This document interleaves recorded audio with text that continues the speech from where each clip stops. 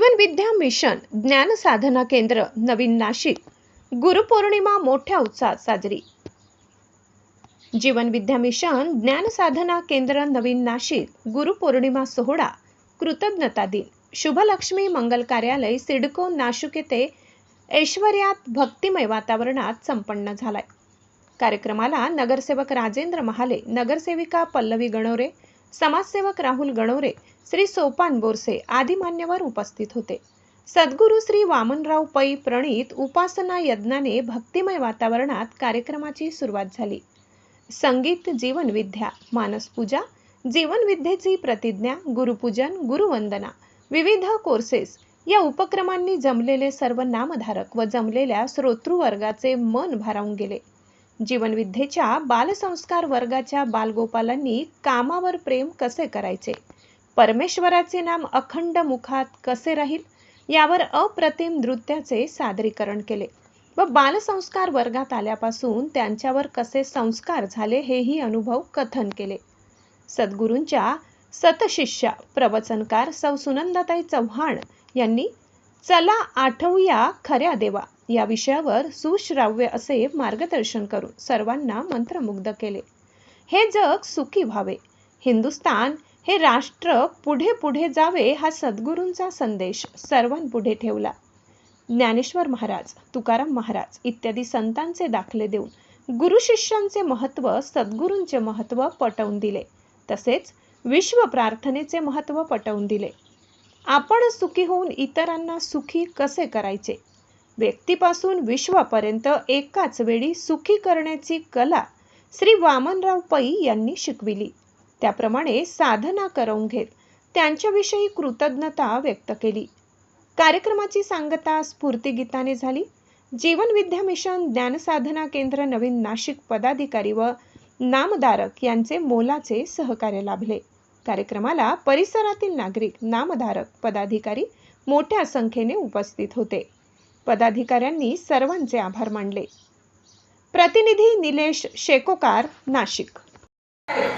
चमत्कार होतात, पण सद्गुरू म्हणतात हा परमेश्वराचा जो पाऊस पडतो, बरोबर, सूर्याच्या उष्णतेने पाण्याची वाफ होते, त्याचे ढग होतात, ढगाचं पाणी होतं, हे चमत्कार बघत नाही का?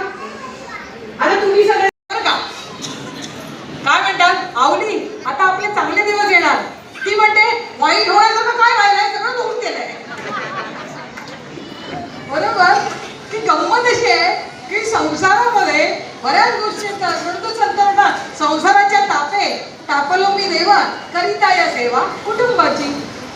याच्या उलट आता बघा, याच्या उलट जीवन विद्या सांगते संसाराच्या सुखी कडीतून सहज फुले परमार्थ खरा।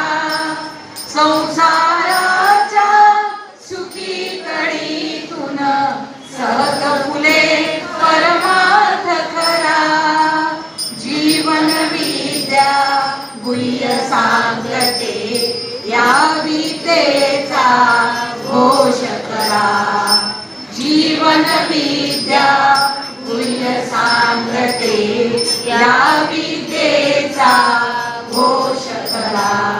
अरे संसार आहे पण संसार वाईट नाही। बघा, सोन्याचे दागिने हे स्त्रीचे अलंकार, तर पत्नी व मुले हे पुरुषाचे अलंकार आहेत। काय म्हणतात सद्गुरू, सोन्याचे दागिने हे स्त्रीचे अलंकार, तर पत्नी व मुले हे पुरुषाचे अलंकार। म्हणून परमार्थासाठी संसार सोडायचा नाही असं सांगणारे सद्गुरू पै मांडले। आम्ही काय म्हणतो, सगळेच सारखे, काय सगळंच सारखं, सगळंच कुठे सारखं? मी लग्न करणार नव्हती, माझं लग्न करायला लावलं सद्गुरूंनी, आलं लक्षात? मी समाजसेवा करणारी RSS मध्ये होती मी, आणि मी लग्न करणार नव्हती। आदिवासींची सेवा करायला जायचो, मुंबईची आहे ना मी, तर सेवा करायला जायचो, लग्न करायचं नव्हतं, हे सगळ्यात झूट।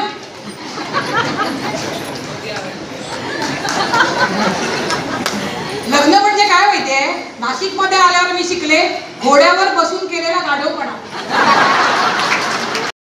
चमत्कार होतात सगळीकडे, पण सद्गुरूंनी आपल्याला सावध संदेश दिलाय।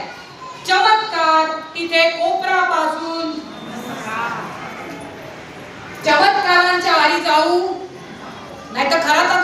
असतात. बरोबर आहे ना? चमत्काराच्या आधी आमची एक माझी भगिनी म्हणाली, हो तिला प्रॉब्लेम आला ना, संकट आली की लोक म्हणतात तिकडे जा तिकडे जा. तिला पण पाठवत होते, पण ती काही गेली नाही, वाचली विचारली. सगळं दिलं पाहिजे, सर्वस्व दिलं पाहिजे आणि जगाची सेवा केली. सद्गुरू म्हणतात, तुम्ही सुखी होऊन म्हणा, इतरांना सुखी करण्याचा प्रयत्न करणे म्हणजे